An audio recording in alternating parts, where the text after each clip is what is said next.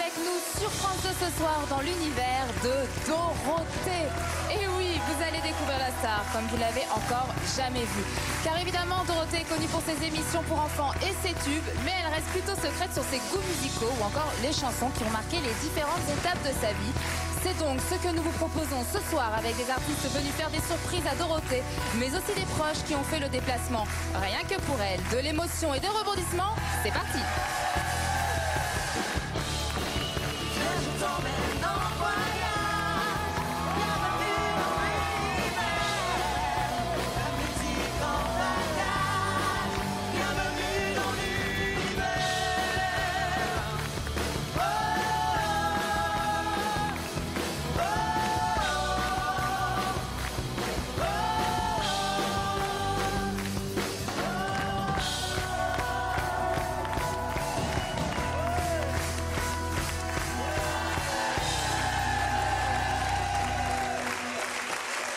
Bonsoir. Bonsoir Dorothée. Bonsoir Laurie. Merci beaucoup d'être avec nous ce soir. Nous sommes ravis de vous accueillir dans votre univers. Et on va apprendre énormément de choses sur vous et ça fait du bien.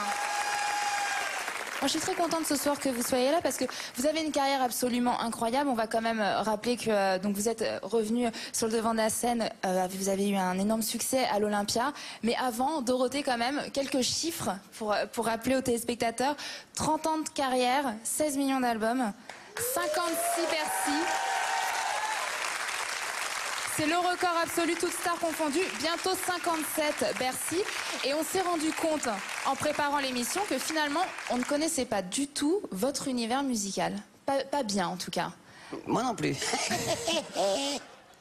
C'est pas vrai, vous avez bien répondu au questionnaire. Alors, ce soir, il va y avoir des surprises, vous le savez, Oui. vous vous y attendez. Des proches, des artistes, on ne sait pas. Moi non plus. Vous n'avez le contrôle sur rien. Ça vous fait quoi? Je fais confiance. Merci. On va vous offrir un beau show à votre image avec la complicité de Mathieu Gonnet, de notre orchestre et aussi donc des invités de l'émission. On va continuer. On va surtout commencer ce voyage au pays de Dorothée. Je vous propose qu'on démarre avec les années 70 et vos débuts. Donc c'était à l'école.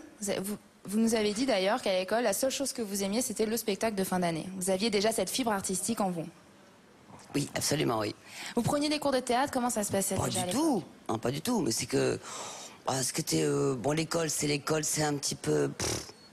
pas drôle. Et moi, ce que j'aimais, c'était les spectacles de fin d'année. C'était ça. Vous aviez monté une troupe de théâtre. Il y a une grande productrice de télévision, Jacqueline Joubert, à l'époque, qui vous remarque. Déjà, ça met fortement le pied à l'étrier. Qu'est-ce qui s'est passé exactement à l'époque? C'était un... Bon, c'est un petit peu...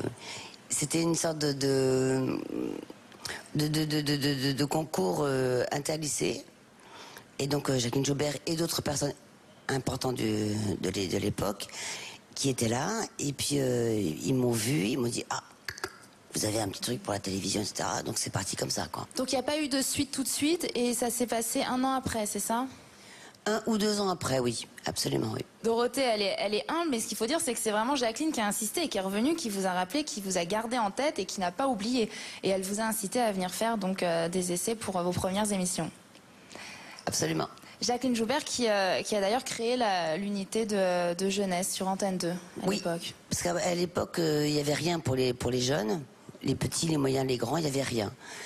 Il fallait quand même des émissions pour les jeunes. Et ça, c'était un vrai pari. Et elle a gagné le pari. Elle s'est vraiment battue et elle a eu raison.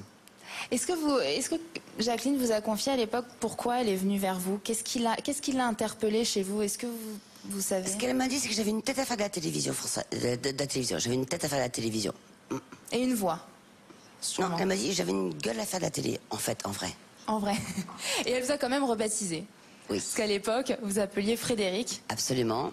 Et elle trouvait que ça faisait trop androgyne, c'est ça? Oui, absolument. Donc elle me dit, Frédéric, c'est pas terrible. Il faut le F, c'est une felan, donc c'est pas bon. Il faut un truc plus. Alors qu'est-ce qu'on a fait? On a passé des heures à chercher Véronique, Martine, Dominique, etc. Tout d'un coup, Dorothée est venue de ma part. Elle me dit, oui, pourquoi pas. Et c'est parti comme ça. Alors, Dorothée, on va commencer les surprises ce soir de l'émission. Oui. Est-ce qu'il y a une chanson qui vous rappelle les années 70 ? Quand on vous a posé la question, il y en a une qui vous est venue en tête.